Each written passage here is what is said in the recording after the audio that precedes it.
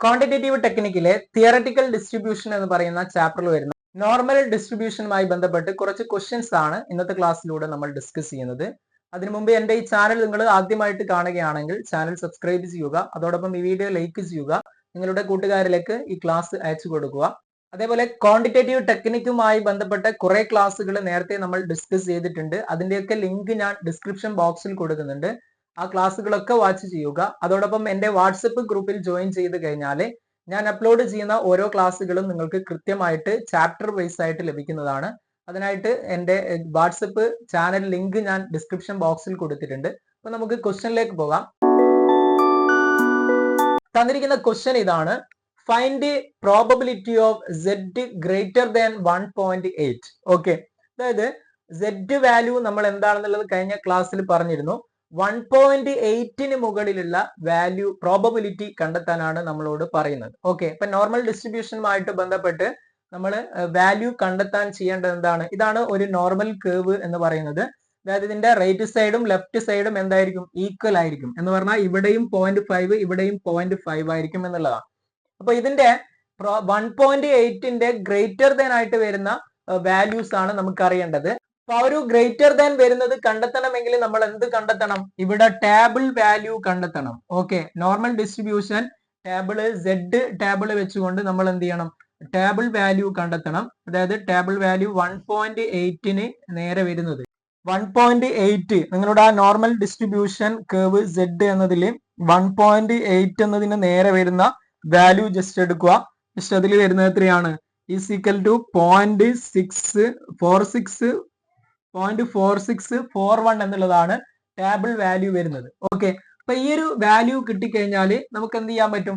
1.8ന് മുകളിലോട്ട് വരുന്ന ഏരിയ എത്രയാണെന്ന് അറിയാൻ പറ്റും. ഓക്കെ, 1.8 എന്ന് പറയുന്നത് പ്ലസ് ആണല്ലോ. അപ്പൊ പ്ലസ് എന്ന് പറയുന്നത് റൈറ്റ് സൈഡ്, ഈ സൈഡാണ് മൈനസ് വരുന്നത്, ഈ സൈഡാണ് പ്ലസ് വരുന്നത്. ഓക്കെ, അപ്പൊ ഇങ്ങോട്ടേക്ക് വലത്ത് സൈഡിലാണ്, റൈറ്റ് സൈഡിലാണ് വരുന്നത് എന്നുള്ളത് മനസ്സിലാക്കുക. ഈ ഏരിയ മൊത്തം എത്രയാണ്? 0.5 ആണ്. ഓക്കെ, അപ്പൊ അതിൽ നിന്നും നമ്മൾ 1.8നെ മൈനസ് ചെയ്യണം. ഇപ്പൊ 1.8 എന്ന് പറയുന്നത് എത്രയാണെന്ന് നോക്കുക. ഇവിടെ ഈ ഒരു ഏരിയ എത്രയാണ്?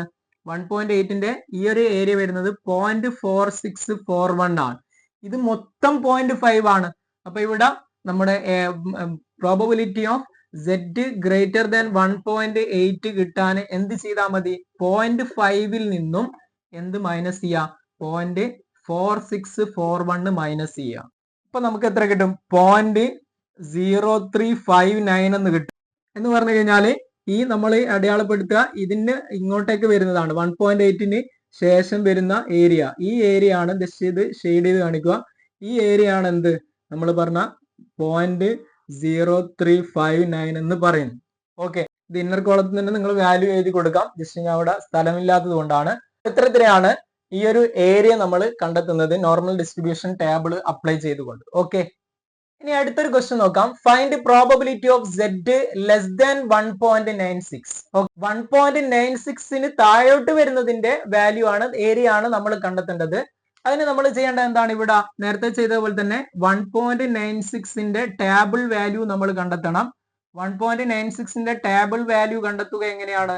1.9 നിങ്ങളുടെ ടേബിളിൽ എടുക്കുന്നു. ആ ടേബിളിൽ 1.9 എന്ന് പറയുന്ന ഒരു പാർട്ട് ഉണ്ടാവും.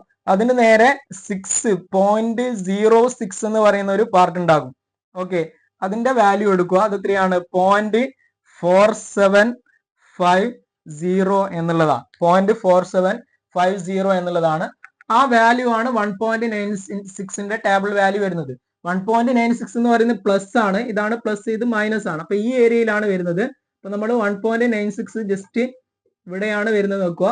അങ്ങനെയാണെങ്കിൽ ഈ ഏരിയ ആണ് 0.4750 എന്ന് പറയുന്നത്. ഓക്കെ, നമ്മളോട് പറഞ്ഞത് ഇതിന് താഴോട്ടുള്ള ഏരിയ ആണ് കണ്ടെത്തേണ്ടത്. ഓക്കെ, അത് കണ്ടെത്താൻ എന്ത് ചെയ്യണം? ഇവിടെ 0.5 ആണ്, ഇവിടെ വരുന്ന ഈ ഒരു 0.4750, ഇത് രണ്ടും കൂട്ടിക്കഴിഞ്ഞാലാണ് നമുക്ക് probability of z less than 1.96 കിട്ടുന്നത്. അതായത് 0.5 പ്ലസ് 0.4750 രണ്ടും കൂടെ ആഡ് ചെയ്യുന്നു 0.9750 എന്ന് വാല്യൂ കിട്ടും. അതായത് ഏരിയ എങ്ങനെയാണ് വരുന്നത്? ഈ മൊത്തം ഏരിയ ആണ് എന്ത് ചെയ്യുന്നത്? നമ്മളെ നോർമൽ ഡിസ്ട്രിബ്യൂഷൻ കർവില് ഈ ഒരു ഏരിയ വരുന്നത് ലെസ് ദാൻ 1.96 വരുന്നത്. ഓക്കെ, ഇനി അടുത്തൊരു ക്വസ്റ്റ്യൻ നോക്കാം. Find probability of -1.78 less than എന്താണ് Z ലെസ് ദാൻ 1.78 എന്നുള്ളതാണ്. അപ്പൊ ഇവിടെ നിങ്ങൾ ശ്രദ്ധിക്കേണ്ടത് 1.78 എന്ന് പറയുന്നത് പ്ലസ് ആണ്. അപ്പൊ ഈ ഇങ്ങോട്ടാണ് വരിക 1.78 എന്ന് പറയുന്നത്.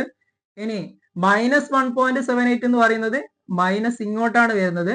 ഓക്കെ, സീറോയുടെ ഇപ്പുറത്തായിട്ട് വരും, അതായത് ലെഫ്റ്റ് സൈഡിലായിട്ട് വരും. ഇതാണ് -1.78 എന്ന് പറയുന്നത്. അപ്പൊ ഈ ഏരിയയാണ് നമ്മൾ ഇവിടെ പറയുന്നത് -1.78 less than Z less than 1.78 എന്ന് പറയുന്നത്. അപ്പൊ നമ്മൾ ഇവിടെ ടേബിൾ വാല്യൂ ഓഫ് എന്ത് കാണണം?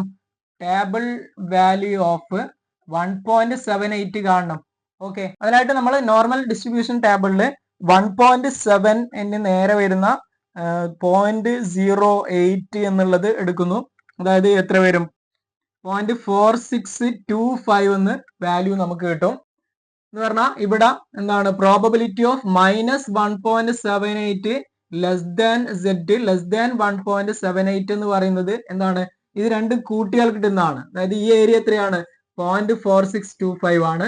ഇവിടെയും 0.4625 ആണ്. അപ്പൊ ഇത് മൊത്തം കൂട്ടിയാൽ കിട്ടുന്നതാണ് ഇവിടെ ഏരിയ എന്ന് പറയുന്നത്. അപ്പൊ നമ്മൾ എന്ത് ചെയ്യണം? ഈസ് ഈക്വൽ ടു എന്താണ്? 0.4625 പ്ലസ് 0.4625 കണ്ടെത്തണം. 0.925 എന്ന് ആൻസർ കിട്ടും. അപ്പൊ ഇത് രണ്ടും കൂട്ടിയാൽ കിട്ടുന്നതാണ് എന്ത്? 0.925 എന്ന് പറയും. അപ്പൊ ഇത്തരത്തിലാണ് നോർമൽ ഡിസ്ട്രിബ്യൂഷൻ എന്ന് പറയുന്ന പാർട്ടിൽ ഏരിയ കണ്ടെത്തുന്നത്. വളരെ സിമ്പിൾ ആണ്. നമുക്ക് തന്നിരിക്കുന്ന വാല്യൂ എത്രയാണോ അതിന്റെ Z ടേബിൾ വാല്യൂ നോക്കിയതിന് ശേഷം നമുക്ക് എന്ത് ചെയ്യാൻ പറ്റും? ഇത്തരത്തിൽ ഗ്രാഫ് വരച്ചുകൊണ്ട് പെട്ടെന്ന് കണ്ടെത്താൻ പറ്റുന്നതാണ്. ജസ്റ്റ് വർക്കൗട്ട് ചെയ്ത് നോക്കുക. അടുത്ത ക്ലാസ്സിൽ കൂടുതൽ പ്രോബ്ലംസ് നമുക്ക് ഡിസ്കസ് ചെയ്യാം. വീണ്ടും കാണാം. Thank you.